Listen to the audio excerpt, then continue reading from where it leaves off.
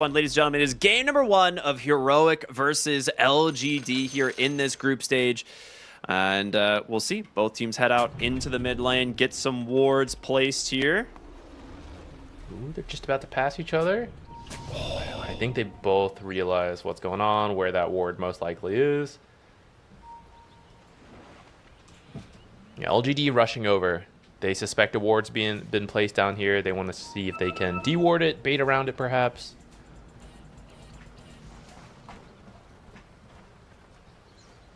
All right, looking at any of these facets, I think the scatter shot's a little bit interesting.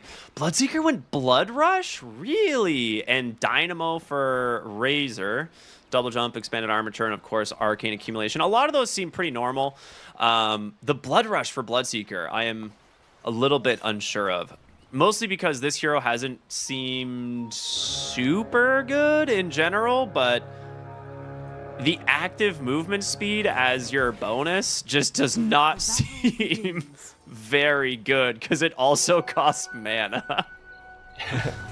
Well, perhaps this game you could just outrun a Weaver, which would... That's pretty crazy to think about, but maybe with that active you can do that. And This is actually this range creep. Yeah, kind of a cool idea. Like, getting this range creep, it will basically push the lane into the enemy tower, which is kind of what he wants to do here. Mid lane, Analog is just going to let Echoes go for the full drain, but he will triple raise stack him, so Echoes cannot come near this. Bottom lane, K1, he's gonna die. That is first blood for New. It is PYW's clockwork every single time. The problem with this lane, you have Learning Curve Ogre. All he can do is put his body in front of you, and he was, I guess, just a little bit late to the lane. I'm not 100% sure. Unable to assist. Got hit by a couple cogs, it looks like.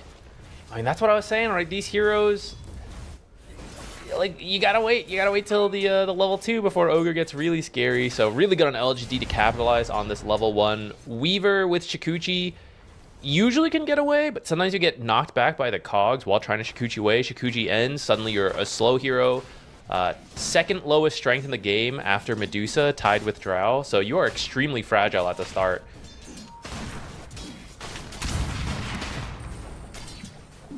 Top lane. I actually, you know what? We didn't even talk about this. They swapped the Clockwork and Rubik. So they actually intentionally dodged the Rubik or the Snapfire into Clockwork lane. And speaking of which, Snapfire top lane in some trouble. Shiro is going to fall low. They get the kill. Divine Llama's got a chase. Does he get the vision for the Void? He will in a moment. He finishes the job as now Y needs to get away from the big old scary Night Stalker, but he's got a full creep wave to tank, so he will just back up. Some of it might be to swap. Some of it is also probably that Ogre Magi is so bulky that as a ranged hero, Rubik usually just wants to poke for free, but poking an Ogre wouldn't really do much, but Clockwork offers more of a threat versus melee heroes with that Battery Assault and Power Cogs. And if I think about what the team needs, you kind of do want another Initiator, right? You want someone like Clockwork to have a lot of farm, maybe compared to the Rubik. Yeah, I'm like trying to look at spells this game for the Rubik to steal, and it... top lane. Oh, that is a really good usage of Schofield's level 2. Again, he doesn't have full bore, so going Scattershot here is a little... Or Ricochet, sorry, not Scattershot, Ricochet.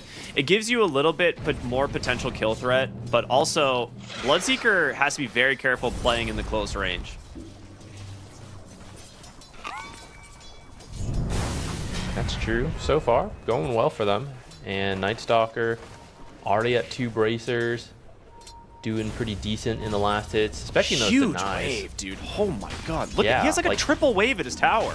Yeah, he's about to be top CS. Bottom lane, we might see King Jungle's in a little bit of trouble. Again, does have level 2 Ignite here, since he is, you know, on the learning curve.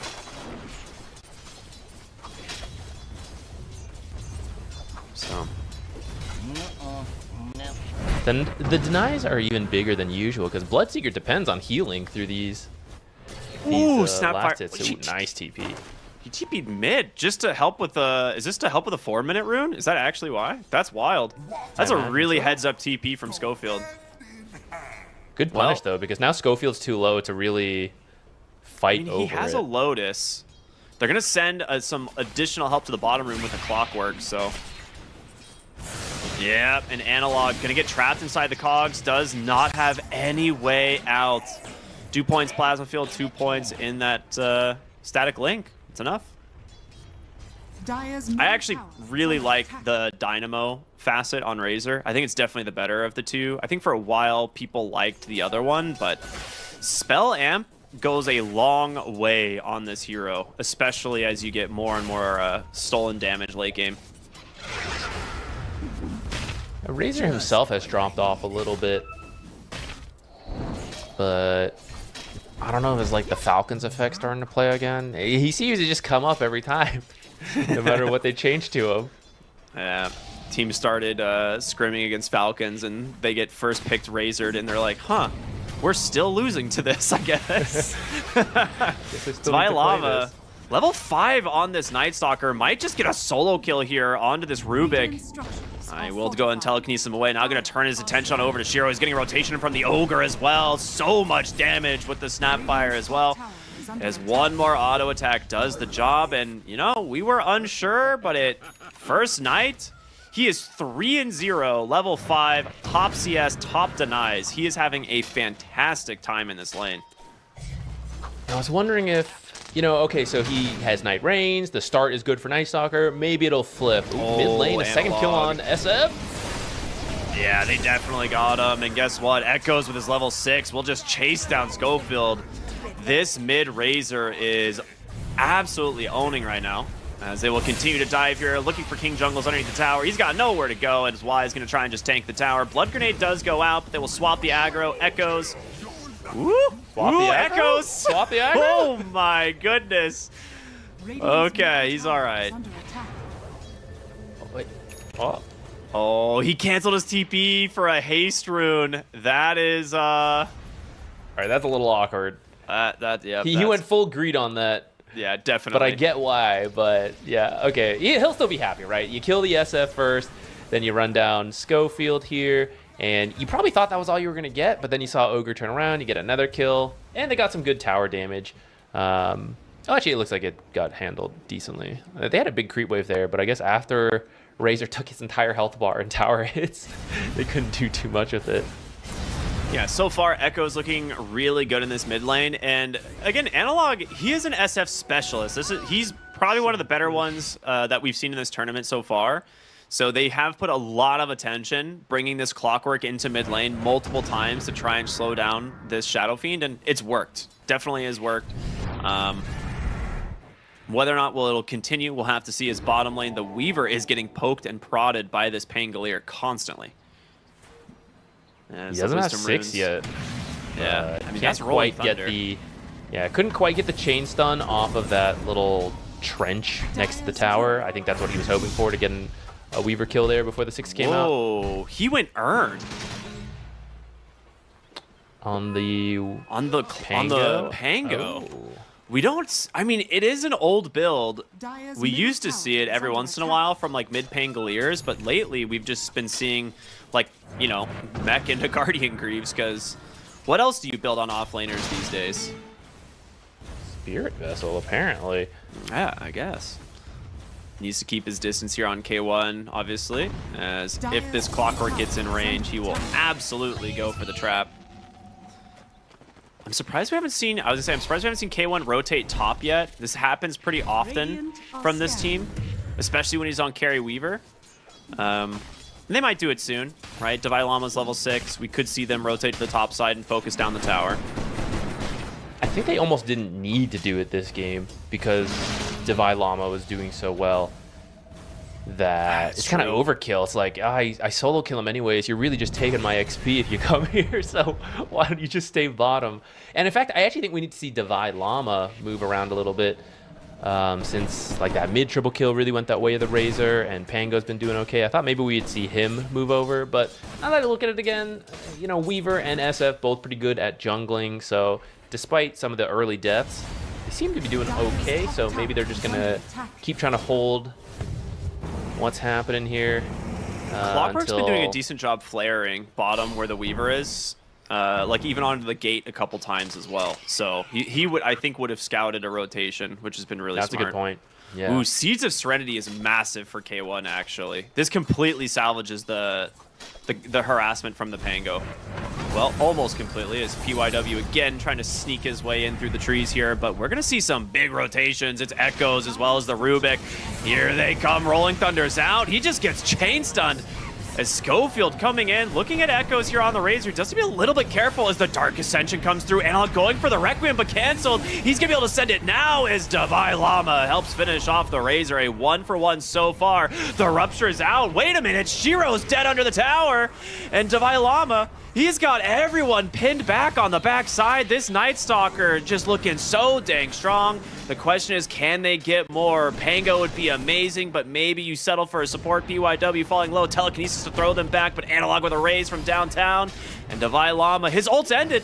K1 on the side, though, does have a little bit of space. Cookie to get this Night Stalker away. Do anybody else go down? There's going to be the bugs on through. Looking to go for new now. A big Blood Ride out from this Bloodseeker. Shield Crash comes in. Lots of barrier to play with as they're going to look for Schofield. There's a Razor back in this fight as well somewhere. He's on top of Analog. Who's going to die? What is going on? This fight was like 2 minutes long, dude. That was a really drawn out fight there. It started off really nice for LGD. They bait out the Weaver Shikuchi, and Shikuchi's on cooldown as Razor then shows up, so they're able to kill the Weaver right off the bat. But then in the process of diving kind of hard on that, all the rotations come in, so then they start losing heroes. And at that point, I think Heroic probably needed to call it back off because they tried to chase down this Pango who has all the barriers and this Cloak, and even earn like some extra healing like in between these fights. The Seeds of Serenity he picked up. Yeah, look at the damage that Pango's doing, 9.5k already. So they take so long, and we're so early in the game that the heroes who got killed off at the start respawn and show back up. Look, they're not done. They want to do it again. Yeah. They bring the whole team down here, and so good versus Weaver. Yeah, they're gonna get a double kill. So they do continue this threat on the bottom lane. They really want this tier 1 tower. They're gonna come through the portal, which they will get seen here. Schofield has a ward. Mortimer Kisses are out. Why? Has to pop a Sakuchi. Yeah, that's the scary part. Rubik's got Sakuchi so good now. Versus Weaver. It's such an easy steal, and then you have the max invis run up and just insta-lift them. All right, so now that all this fighting has started to settle down, where are we at? 6 and 11. 2k lead going towards the side of LGD, and looks like the Bloodseeker is going to try to use that money for an early Radiance. Yeah, this is a pretty I would say, I mean, I guess we haven't seen a ton of Bloodseeker, but from the Bloodseeker games I have seen, Radiance is not super common. We're going to see them make a play on the mid lane, punished though by the rotation from Analog. Wow, so they get a quick all kill. 8 cogs got farmed. I don't think I've ever seen that. They're like, guys, get it. So much gold. That's a lot of money. It is like 160. They do see the Bloodseeker on the top here with a nice placed ward. Analog's going to clean up some stacks. They actually saw why place this ward onto the high ground, so we'll see if they get around to de-warding that. But it is a deep ward to go for right now. They'll just probably play it around the vision. I suppose maybe some of the idea behind this Radiance. One, I mean, it was a classic item in the past. You farmed a lot with it. But in this particular game, these 3 cores are all very right-click heavy, and none of them want to build an MKB anytime soon. So you'll get a lot of value out of this AoE mischance. That's actually a really valid point. Yeah, I think it's an interesting build because it will definitely help Bloodseeker farm. The alternative is Maelstrom into either Gleipnir or Mjolnir, which is what we've seen as kind of the standard build. K1 bottom is in so much trouble. The rotation from Y is like, I will re-steal that Sakuchi, thank you. As they will just continue to chase him down, going over the wall, but you cannot get away from this Rubik. It's the main reason we see this counter pick every single time. As the hook comes in from PYW, he's found Schofield. He's going to try and just clean up some of the cogs. Does have a cookie as well as a Pavise here to maybe play around, but he cannot get him off. Beautiful hit from the cogs there. Really good movement so far from LGD this game, and mostly just punishing this Weaver. Level 1 death was pretty painful. Yeah. Dire are scanning. Radiant's bottom tower. It's just such a hard game playing Weaver into Clockwork and this Rubik, right? There's two heroes that are basically some of your hardest counters in the game. And they're both having a really good start.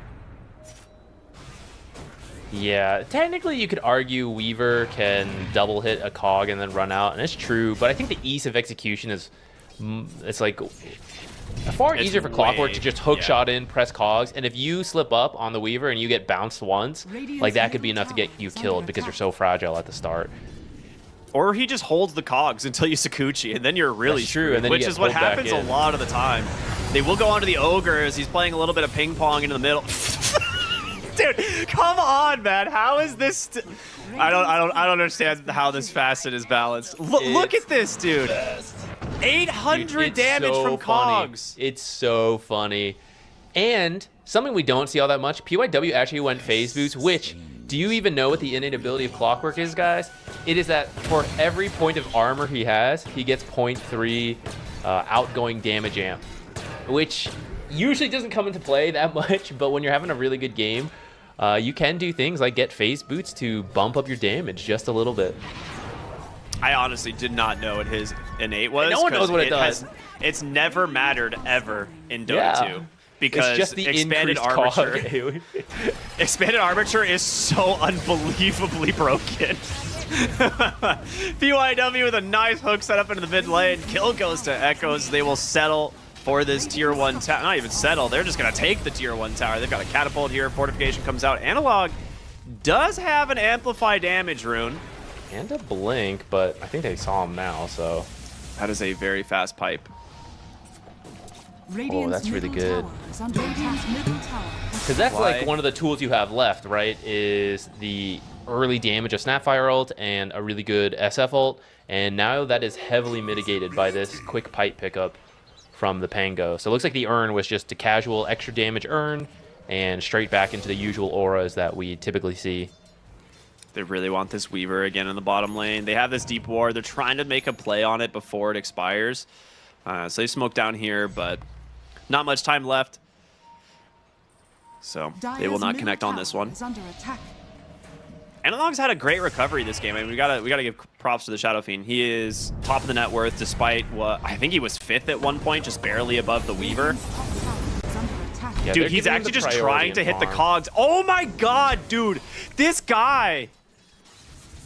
How is he so good at this Clockwork? It is insane. The phase boots helps a lot. He also has the faded brooch, because actually some of the hard part of getting multiple cogs is actually getting to the cog in time repositioning and then kicking it. So phase boots helps a lot with that. And That's actually a really lot of funny. people panic. The best way to handle cogs, guys, because the worst case scenario is you get hit by multiple cogs, and that's what burns so much damage, burns so much mana, does a ton of damage. If you actually follow Clockwork to what side he runs to, it's much harder for him to get the bounce on the cogs, and then you can run through the gap because he kicked that cog open for you, so you get hit by that cog, and then you can get out that gap, and it's harder for him to get the follow-up kicks. A lot of people in pubs still panic. I don't know about the pro scene. It seems to be working here as well, so maybe it's still something people need to get used to. Very, very close. PYW almost trapping that Weaver once again as they're smoked up, looking for a connection here, and why with Sakuchi is just not an easy hero to gank. You've got to find something else. An Arcane Rune's going to spawn bottom. They will try and bait this. They think it's real, but it's an illusion. It's why that pops it with the Sakuchi. What a disaster for Heroic. And that being said, Divine Llama forced to pop the Blade Mail. In comes PYW with the hook shot, the cookie on out, but Divine Llama's ruptured. He's dead. What a turnaround, as now Schofield will be next to join his team. No real escape. Double kill for Y. I don't know if that was an intentional man. bait or the greatest fortuitous timing. That is so sick. That destroyed Heroic because, yeah, the smoke broke. So you're like, that's real, of course, right? You didn't expect the Shukuchi Rubik to come in. It popped at the perfect time, too. Yeah. That was the thing. Like, if they had, like, they saw the Razor coming, and they just moved in on the Ogre to go for a Fire Blast, and the second he was, like, really in smoke pop range, the Rubik entered it. So it's like, there's just no way for them to have known unless they had a sentry down earlier, but it wasn't there. It was a sick play from LGD. Like you said, whether or not it was intentional to bait the smoke or not, but definitely at least to scout the rune. Yeah, and we're now reaching that point that I kind of talked about in the draft a little bit, which is if you start falling behind on the side of Heroic, making plays with this draft is pretty tough. And I'm not even fully sure. Maybe the SF, Yashikaya, and then, yeah, the BKB. So, like, maybe that's the next play where you initiate with the SF ult and you try to get something done in that time. Otherwise, I don't really know how do you get pickoffs or, like, small skirmish fights, you know? I mean, he just needs a BKB as well on Shadow Fiend. There's no real safe way for him to enter a fight. There's too many, like, quick stuns that can come out, right? You have hook shot, you have telekinesis, you have just cogs or battery assault as well if he's able to get near you. I think you just have to get BKB, and you have to play for, like, Divine Llama's blink in with, like, the vision. Tormentor. They're gonna get the Tormentor anyways, but that was so incredibly unlucky. The swarm spawns a little bit randomly when you use it. So he used it to get the ancient camp, and he aimed it at the Tormentor. He's like, oh, for sure I'm gonna hit like one of them, right?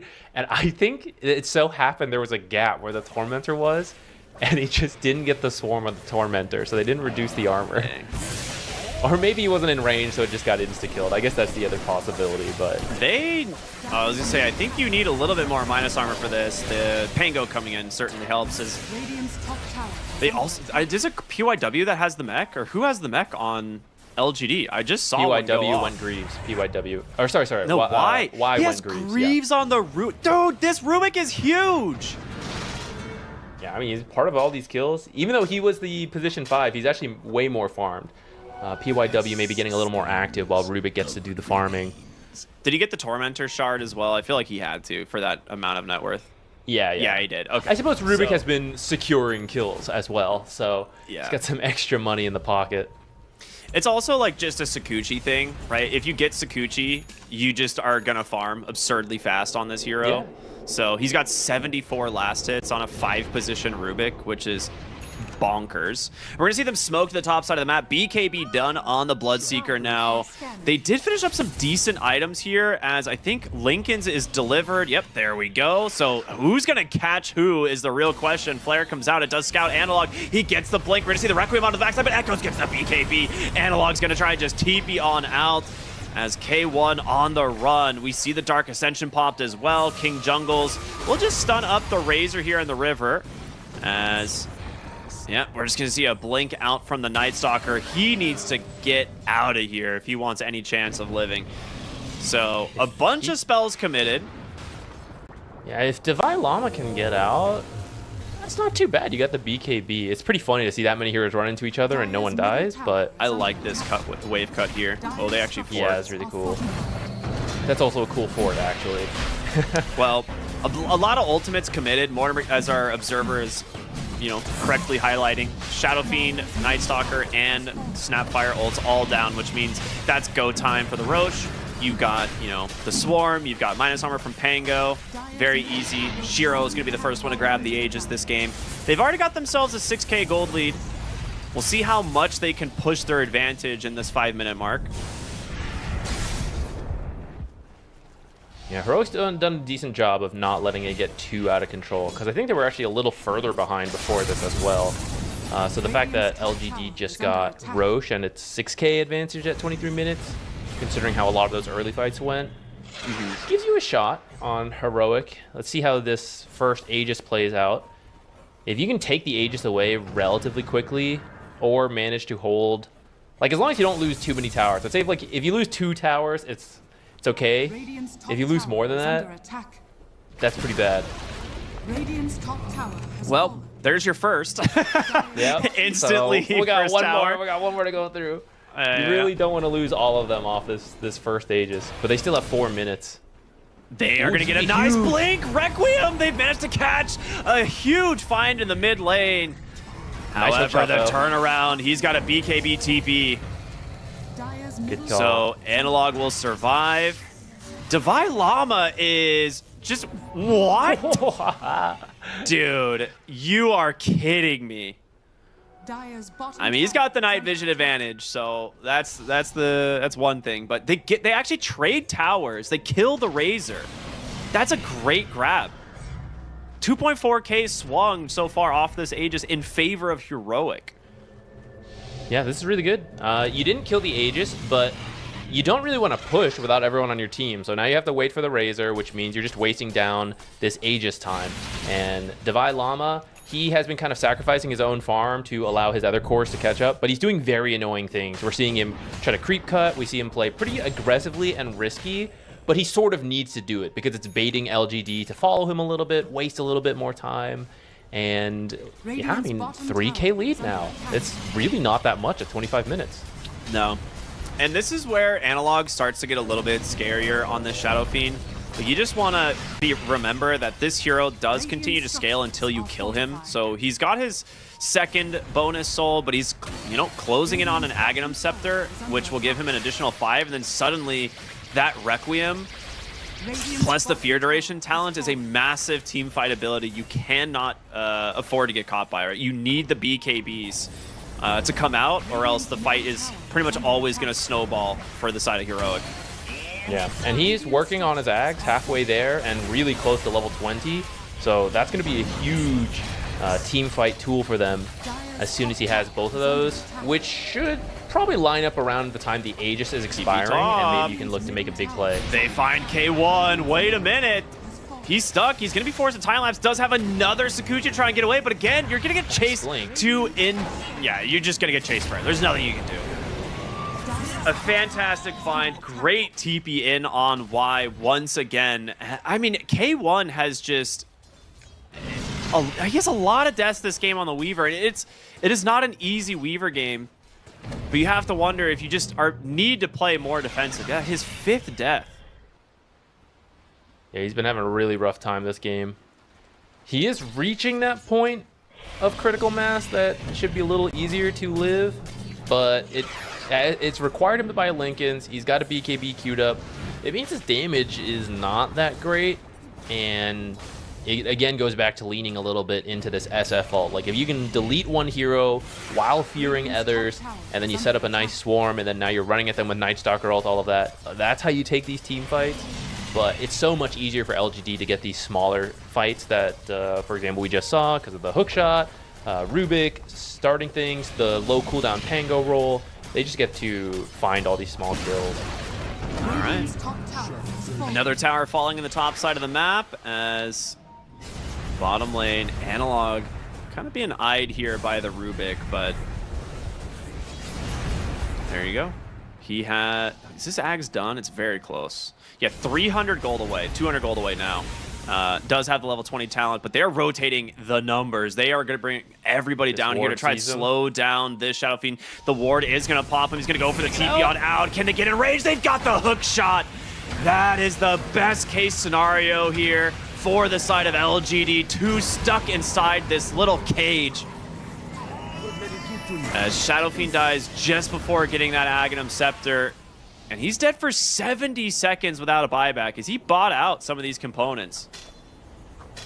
I hadn't thought about Clockwork Pango being a wombo combo, but actually you've got like a vacuum into expanded armature plus the blink roll bounced between cogs. That's pretty disgusting.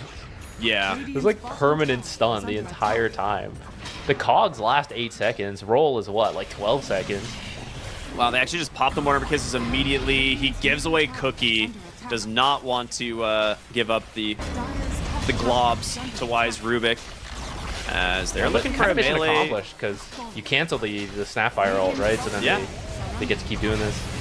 This is a whole lane of barracks. They actually can't do anything about this, and with that, LGD cracking the high ground here, moving their gold advantage even higher. Weaver does split and take a tier 2 in the top side of the map. Pretty much the only thing they can accomplish while the Shadow Fiend is dead. But some big items now coming out from LG. The Aghanim Scepter for the Clockwork. One of probably the most powerful items you can pick up on this hero. It is so hard to play around. Just the constant triple flare. He just split pushes lanes, as we can see him just doing already. Yeah, you're already feeling the map pressure on the side of Heroic. It's also really good for these team fights to find the Night Stalker and the Weaver who have really good mobility and are maybe getting away. Plus, Night Stalker pops ult. You have really bad vision compared to him, but if you're spamming 3 rocket flares, now you can kind of fight on even footing, at least in the vision department. And then I guess you have a 9k advantage, so is it really even at that point? Probably not. So we'll see what the game plan is for LGD over these next few minutes, whether or not we're going to see them wait for the next Roshan, which we've seen quite often. The Aghanim Scepter done on the Shadow Fiend. And again, after that Death Bottom, that resets his stacks. So down to 25 is the maximum. And that definitely hurts Shadow Fiend. Like, he's a hero that once he starts getting kills, he never really wants to die. Yeah, the BKB is arriving for K1. BKB finished on Night Stalker. Like, that's what they've been doing. They've been doing this creep cutting. They've been farming up these items. So, trying to see, he's not, he's kind of close to level 20, but not that close on K1. But I feel like you're at the point. You need to try to make a big play. Maybe you can wait for 18 Night Stalker, 20 Weaver, but at the same time, this is the item timing that you maybe can surprise LGD with. But man, LGD is being great about staying together right now. I think they know that these items just came out. I mean, you also just from this rocket flare spam. Yeah, it's like that. Plus, it's just, it just hit nighttime, so they want to play for a fight on Heroic, right? Like, they're going to move around with their Night Stalker. They're going to use that nighttime bonus vision to try and find somebody. Now, whether or not they actually do that, we will see, as they might connect here onto the top side. Plasma field not scouted. Big wraparound trying to catch them set up for Roche. It's a short spawn, so after this team fight, whoever wins it will probably get Roche. We're going to see the flares come up behind them. Smokes are going to pop. They're going to see Schofield. Here comes the Dark Ascension. The Weaver coming in as well, but Echoes, he's just isolated King Jungles, but can they actually take down the Rubik? Held up, the BKBs come down. The Mortimer Kisses are right there. They're in on K1 as well, but he just walks away. The Requiem's there, but the double BKBs are out. Analog trying to heal himself up, but he's just bashed up and cannot get away from the Tricore of LGD. They run right through 2 of Heroic as they will look for more. And why he has found another. King Jungles caught from the Sakuching. Rubik cannot survive. This will be a triple kill for this Razor. And that honestly might just be mega creeps, as these guys are dead for quite some time with no spells. Yeah, that's your Fortify. You don't know if there's buybacks. You're probably guessing there's not, so you're just going to test the waters a little bit, see how much you can get. And I think as you start getting close to megas, you realize what's going on. These are not the greatest tower hitters, though, so I don't think you could just go straight end. I do think getting megas is the safe play, because you can get the megas back off for Roshan, and then you're in such a good spot. See, Heroic, they needed the Night Stalker to be the one that actually gets the vision to start the fight. So the fact that the fight starts with like Snapfire and Ogre being the first 2 that are found are just like worst case scenario. And there it is. Mega Creep's already grabbed, and LGD looking very strong right now. 4 staff getting you out of there. We see the Crimson Guard, the Pipes, the Guardian Greaves doing so much work in these fights.